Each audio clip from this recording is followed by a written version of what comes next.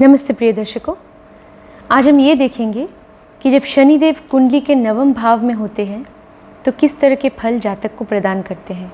मेरे चैनल को ज़रूर सब्सक्राइब कर दीजिएगा और अगर आप कंसल्टेशन चाहते हैं तो वीडियो के डिस्क्रिप्शन में मेरा नंबर है। तो प्रिय दर्शकों, हम जानते हैं कि भृगुनंदी नाड़ी ज्योतिष में शनिदेव को हम मुख्यतः प्रोफेशन के कारक मानते हैं, कर्म कारक मानते हैं। शनिदेव मृत्यु के भी कारक हैं, आयु के भी कारक हैं। शनिदेव जो हैं वो न्याय के भी कारक हैं, अनुशासन के कारक हैं। शनिदेव दुख के कारक हैं, रोग के कारक हैं, हर तरह के विलंब और बाधा के कारक हैं। शनिदेव जो हैं वो धैर्य के भी कारक हैं और शनिदेव जैसे समय और न्याय के कारक हैं, अनुशासन के कारक हैं। शनिदेव रहस्य के भी कारक हैं, अंधकार के भी कारक हैं, भय के कारक हैं। शनिदेव कालपुरुष की कुंडली में अष्टम भाव के कारक हैं, इसलिए जो भी रहस्यमयी चीज़ें हैं वो हम शनिदेव से देखते हैं। वो 12वें भाव के भी कारक हैं, इसीलिए वो शनिदेव जो है वो मोक्ष के भी कारक माने जाते हैं और वैराग्य के कारक माने जाते हैं। शनिदेव जो हैं वो मुख्यतः हमारे कर्म को दर्शाते हैं और शनिदेव से हम जैसे 4th ग्रेड स्टाफ और एम्प्लॉयज़ किसी भी संस्था में उन्हें हम शनिदेव से देखते हैं। शनिदेव से हम जो भी सर्वेंट्स, हाउसमेड्स होते हैं, हेल्पर्स, उनको देखते हैं। शनिदेव से हम वर्किंग क्लास को देखते हैं। तो शनिदेव मैसेस को रिप्रेजेंट करते हैं, वर्कर्स, स्कैवेंजर्स। और शनिदेव जो हैं वो जैसे बुज़ुर्गों को भी, उनका भी प्रतिनिधित्व करते हैं। बुज़ुर्ग लोगों को भी हम शनिदेव से देखते हैं। तो शनिदेव अब आपकी कुंडली के नवम भाव में बैठे हैं। तो शनिदेव को हम वैसे तो नाड़ी, भृगुनंदी नाड़ी में बड़े भाई के भी कारक मानते हैं, बड़े भाई और चाचा के भी कारक मानते हैं। तो शनिदेव आपकी कुंडली के नवम भाव में बैठे हैं। नवम भाव जो है वो आपके भाग्य का है, आपके धर्म का है, वो आपके दायित्व और कर्तव्य का भाव भी है। नवम भाव उच्च शिक्षा का भाव है, लंबी यात्रा का भाव है। नवम भाव, नवम भाव जो है वो आध्यात्मिक विद्या का भी भाव है, पिता का भाव है। आपके पिता का भाव है, भगवान का भाव है, धर्म में आस्था का भाव है। नवम भाव आपके भाग्य का है। तो अब नवम भाव में बैठ गए हैं शनिदेव। नवम भाव से हम जैसे पूर्व पुण्य को भी देखते हैं, क्योंकि पंचम भाव जो होता है कुंडली में वो पूर्व पुण्य का होता है, पूर्व जन्म के अच्छे कर्मों का। तो पंचम से नवम भाव पांचवा है, पंचम भाव से पांचवा है, इसलिए नवम भाव भी पूर्व पुण्य का भाव है, इसलिए वो आपके भाग्य का भाव है। तो वहाँ पे अब शनिदेव बैठे हैं। कालपुरुष की कुंडली में नवम भाव के स्वामी बृहस्पति या गुरु होते हैं, क्योंकि वहाँ पे धनु राशि होती है, और नवम भाव के कारक सूर्यदेव होते हैं।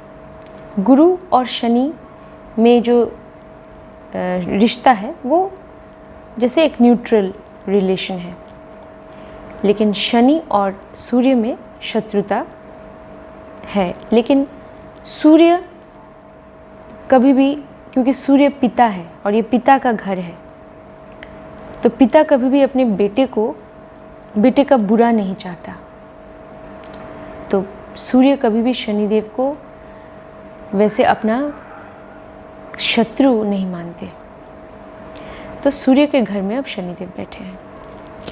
आपको ये देखना होगा कि शनिदेव की स्थिति कैसी है, शनिदेव किस राशि में बैठे हैं, वो राशि स्वामी जो है वो ग्रह आपकी कुंडली में कैसे बैठे हैं, और जैसे शनिदेव किस राशि में है वो आपको देखना है।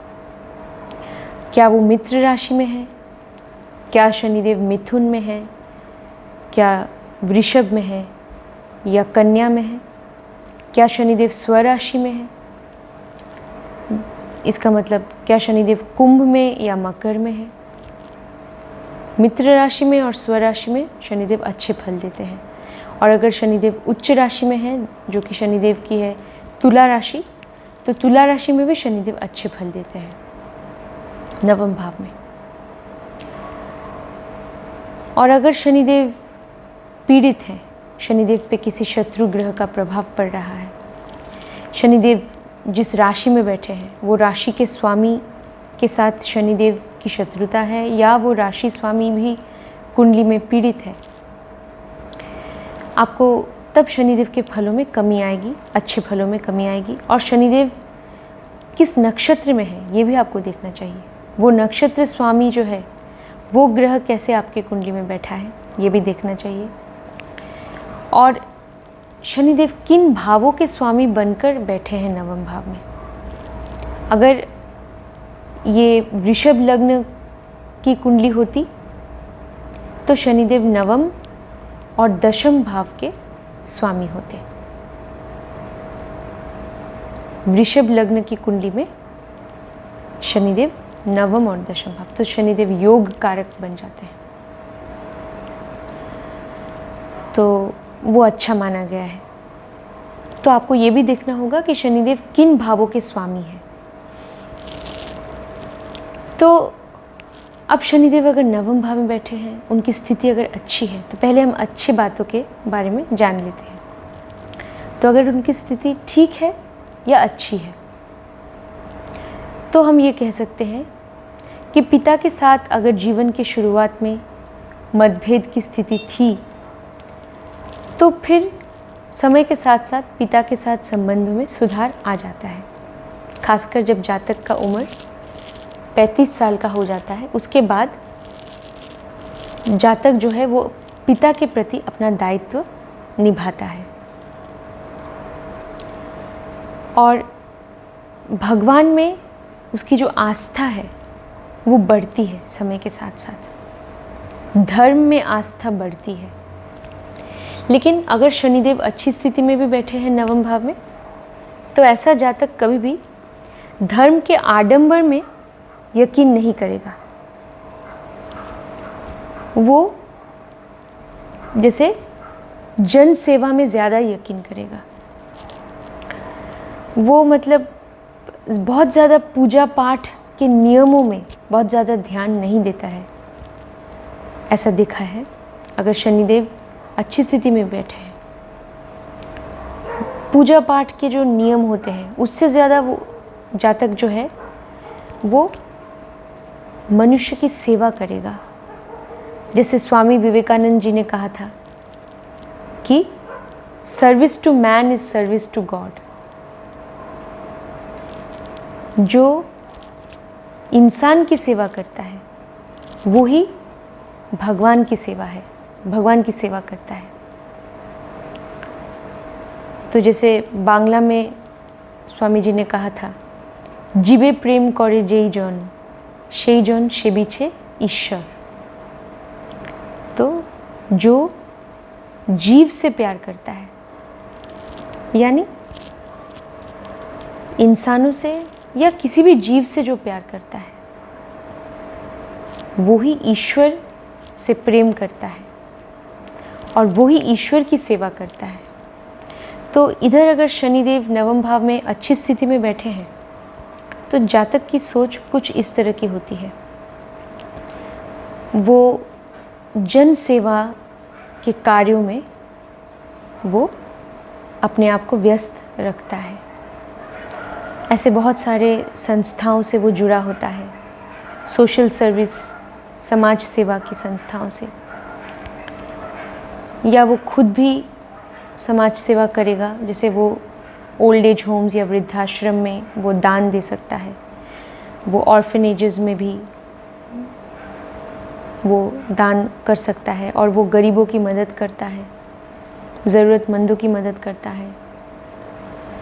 तो शनिदेव अगर यहाँ पे अच्छी स्थिति में बैठे हैं तो समय के साथ साथ मतलब 35 साल के बाद वो जातक जो है वो ऐसा भी देखा गया है कि वो थोड़ा सा संसार से विरक्त हो जाता है और उसमें एक उदासीनता भी आ जाती है और वो जैसे समाज की सेवा में लग जाता है, ऐसा देखा गया है।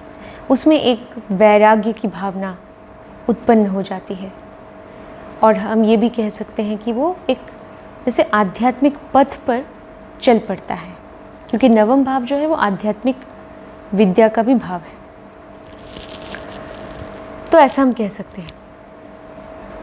जातक लंबी यात्राएं भी करता है, खासकर किसी तीर्थ स्थान में जाने के लिए या किसी धर्म स्थल में जाने के लिए, चाहे वो किसी भी धर्म का हो, तो धर्म स्थल में जाने के लिए वो लंबी यात्राएं करता है, ऐसा भी देखा गया है। पिता के प्रति वो अपना कर्तव्य निभाता है, ईश्वर में उसकी आस्था होती है, उसका भाग्य उदय भी होता है। 35 साल के बाद ऐसे जातक का भाग्य ज़रूर उदय होता है, क्योंकि शनिदेव की स्थिति अगर अच्छी है तो जातक परिश्रमी भी होता है और नियम कानून को हमेशा मानता है। अगर शनिदेव की स्थिति अच्छी है तो ऐसा जातक जो है वो एक अच्छा वकील या अच्छा न्यायाधीश, एक अच्छा जज भी बन सकता है। अगर नवम भाव में शनिदेव की स्थिति अच्छी है, खासकर अगर शनिदेव उच्च राशि में है, तो वो जैसे लॉ की पढ़ाई, कानून की पढ़ाई करने में उसकी रुचि हो सकती है और वो उस क्षेत्र में अपना प्रोफेशन भी उसका हो सकता है। वो एक बहुत अच्छा सलाहकार, एडवाइज़र हो सकता है। वो खुद भी एक समय के साथ साथ आगे चलकर वो एक मार्गदर्शक, एक गुरु भी बन सकता है और उसका जो संबंध होगा ऐसे जातक का अपने गुरु के साथ भी संबंध अच्छा होता है। तो अपने गुरु, अपने शिक्षकों के साथ भी जातक का संबंध अच्छा होता है। तो सब लगभग अच्छे फलों की हम उम्मीद कर सकते हैं अगर शनिदेव की स्थिति नवम भाव में अच्छी है तो। लेकिन हाँ, शनिदेव समय के साथ साथ फल देते हैं। एकदम से ही ऐसा नहीं है कि जातक बचपन से ही ऐसा हो जाएगा, ऐसा नहीं होता है। हम जीवन में अनुभव से ही सीखते हैं। कठिनाइयों को पार करने के बाद ही जैसे एक इंसान में ज्ञान जागृत हो सकता है या उसे ज्ञान की प्राप्ति हो सकती है।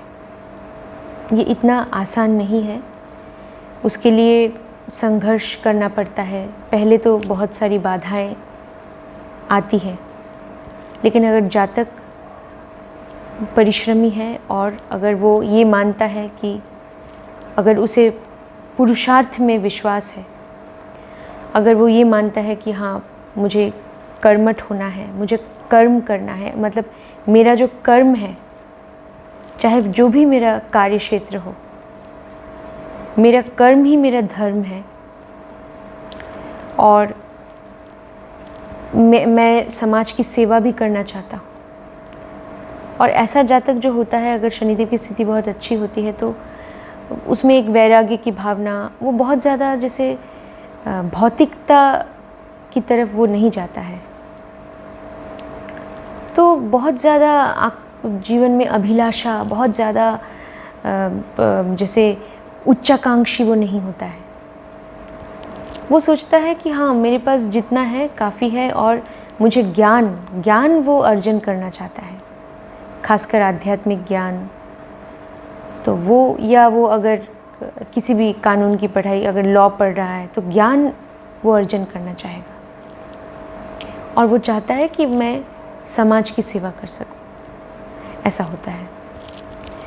धर्म के आडंबर में बिल्कुल यकीन नहीं करता है वो, लेकिन लोगों की सेवा करता है। जानवरों के प्रति भी उसके मन में दया होती है, ऐसा देखा गया है।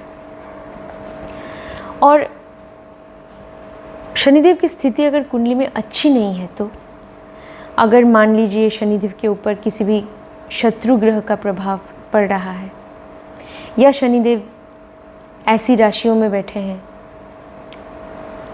ऐसी कोई राशि में बैठे हैं जिसके जो स्वामी ग्रह हैं वो शनिदेव के शत्रु हैं, और या शनिदेव जिस राशि में बैठे हैं उस राशि के जो स्वामी हैं उनकी स्थिति भी कुंडली में अच्छी नहीं है, या शनिदेव जिस नक्षत्र में बैठे हैं उस नक्षत्र के स्वामी की स्थिति भी कुंडली में अगर अच्छी नहीं है, तो जातक के जीवन में संघर्ष बहुत होगा और जातक का भाग्य उदय होना बहुत मुश्किल है, ऐसा देखा गया है। क्योंकि नवम भाव भाग्य का भाव है।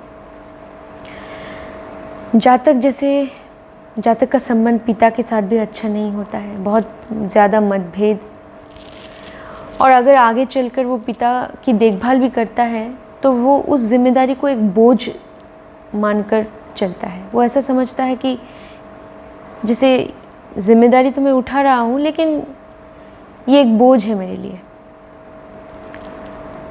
उसके अंदर वो पिता के लिए जो श्रद्धा की भावना होनी चाहिए वो नहीं होती है। भगवान में भी उसकी कोई खास आस्था नहीं होती। धर्म के कार्यों में या धर्म में भी रुचि नहीं होती। वो जैसे शनिदेव बहुत ज़्यादा पीड़ित है तो वो नास्तिक भी हो सकता है, ऐसा हो सकता है। मतलब चारों तरफ से अंधकार से घिरा रहता है ऐसा जातक, और उसे जैसे धर्म स्थलों की यात्रा करने में भी कोई रुचि नहीं होती, और अगर वो लंबी यात्राएं करना चाहता भी है, अगर शनिदेव पीड़ित है तब उसकी यात्राओं में ज़रूर बाधाएं आएंगी ज़रूर, क्योंकि शनिदेव बाधा के कारक हैं। और नवम भाव भाग्य का है तो उसके भाग्य उदय होना ही मुश्किल है, क्योंकि शनिदेव क्या है, वो रुकावट को दर्शाते हैं। और शनिदेव हमेशा हमारी परीक्षा लेते हैं। शनिदेव चाहते हैं कि हम कर्मठ बने, हम पुरुषार्थ में यकीन रखें, हम कर्म में यकीन रखें, हम कर्म को ही अपना धर्म मानें। शनिदेव ये चाहते हैं। शनिदेव चाहते हैं कि हमें धैर्य हो, लगन हो, और हम जैसे न्यायप्रिय हो, किसी के साथ भी हम अन्याय ना करें। शनिदेव ये चाहते हैं। हर मुश्किल का हम सामना करें और बहुत ही परिश्रम के साथ हम अपने लक्ष्य के प्रति बढ़ते चले। शनिदेव ये सब चाहते हैं। अगर हम ये करते हैं तब ज़रूर शनिदेव समय के साथ साथ हमें अच्छे फल देंगे। तो नवम भाव में शनिदेव की स्थिति अगर अच्छी नहीं है और जातक जैसे अगर आलसी है, अगर कर्मठ नहीं है, अगर वो पुरुषार्थ में यकीन नहीं करता, तो शनिदेव कैसे उसे अच्छे फल देंगे। वो भाग्य के भाव में बैठे हैं, तब तो शनिदेव ही सबसे बड़े रुकावट बन के ही उसके पथ पर बैठे हैं। तो शनिदेव कभी भी उस जातक का भाग्य उदय नहीं होने देंगे, बाधा की सृष्टि वो ज़रूर करेंगे। तो इसका मतलब ये है प्रिय दर्शकों कि अगर शनिदेव की स्थिति नवम भाव में अच्छी नहीं भी है तो भी जातक को हमेशा ये कोशिश करनी चाहिए कि वो परिश्रम करे, पिता की सेवा करे, अपने गुरुओं का, शिक्षकों का सम्मान करे, अपने धर्म में उसकी अगर आस्था नहीं भी है तो भी उसे ये कोशिश करनी चाहिए कि वो दूसरों की मदद करे। ऐसा अगर वो करता है तब ज़रूर शनिदेव समय के साथ साथ, खासकर 35 या 36 साल की उम्र के बाद, जातक को ज़रूर अच्छे फल देंगे। तो प्रिय दर्शकों, ये कुंडली जो है, ये है क्या है, ये जो आसमान में जो ग्रह जिस स्थिति में थे, जिस समय जातक का जन्म हुआ था, कुंडली वो दर्शाती है। ग्रहों का नक्शा अंतरिक्ष में जिस समय जातक का जन्म हुआ था, इसके ऊपर तो किसी का भी कोई हाथ नहीं है। लेकिन हम नाड़ी ज्योतिष में ये मानते हैं कि हमारे कर्मों के ऊपर, हमारे व्यवहार के ऊपर, हमारी आदतों के ऊपर हमारा नियंत्रण ज़रूर है और होना भी चाहिए। तो अगर हम अपने कर्मों को सुधार लेते हैं तब ज़रूर शनिदेव समय के साथ साथ जातक को अच्छे फल ही देंगे, चाहे उनकी स्थिति नवम भाव में कैसी भी हो। हाँ, मुश्किलें और रुकावटें आएंगी, लेकिन शनिदेव हमारी परीक्षा लेते हैं। तो अगर हम मुश्किलों का सामना करेंगे और अगर हम अनुशासित रहेंगे अपने जीवन में, और अगर हम कर्मठता में यकीन रखेंगे, परिश्रम में विश्वास रखेंगे, तब शनिदेव ज़रूर समय के साथ साथ जातक को नवम भाव में अच्छे फल देंगे। वो उच्च शिक्षा को भी हम नवम भाव से देखते हैं, वो उच्च शिक्षा भी प्राप्त कर पाएगा, वरना उच्च शिक्षा प्राप्त करने में भी जातक को बाधाएं आएंगी।